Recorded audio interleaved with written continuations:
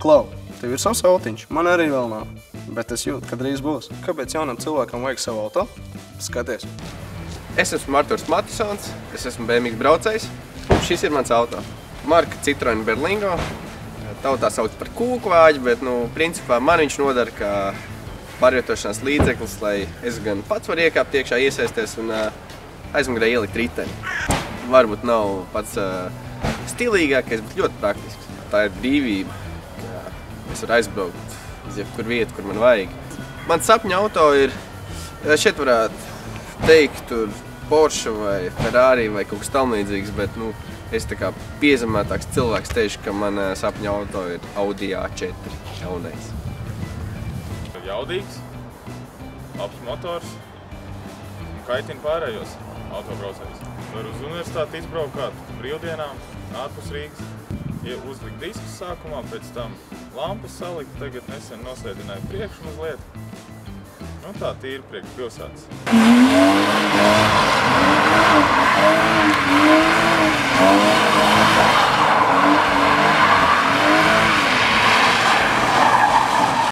Es esmu izvēlējies braukt ar Toyota Prius hibrīda auto, kas brauc uz elektrību un uz benzīnu 5 litrus 100 km.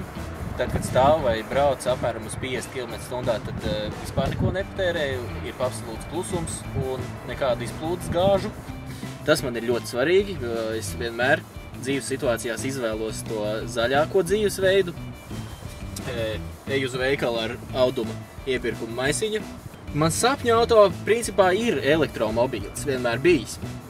Un šī mašīna man ļāva to realizēt. Vienīgi nav viņai Jaguara līnijas.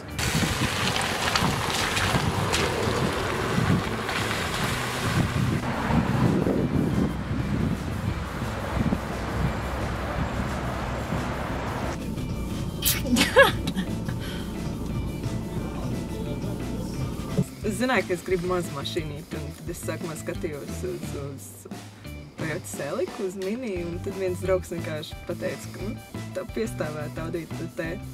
Un tad bija tā, kad es sapratu, ka tā ir manējā mašīna, tad bija tāds klikšķis, un tad es darīju attiecīgi nākamos soļus, lai pie viņas tiktu. Automašīna, tas ir brīvība. Rīktīgi tā neatkarība, tas, ka tu vari vienalga izdomāt nakts vidū, ka tu gribi braukt uz jūru, paņemt termosu ar tēju un paķert kādu draugu un braukt. Tas, ka tu pats nosaki, ko tu dari, kad tu dari, ar ko. Šobrīd tā man pilnībā apmierina. Šis auto ir tāpēc, ka es viņā varu ļoti daudz ko sakrāvēt. Es varu viņā ielikt 3 instrumentus, kas nav vienkārši roretslēgs, bet čeli. Čels tas ir apmēram tāds vidēji lieluma bērns, tāds uz 12-13 gadiem. Tādi 3 man iet iekšā, tad man iet 3 pieauguši veči, tik gari. Noteikti viena meitene vēl var paņemt līdzi, apmēram tik augstu. Un var salikt 9 uzvalkus un braukt diezgan ekonomiski, jo tas ir dīzelis. Un tas arī man patīk šajā auto.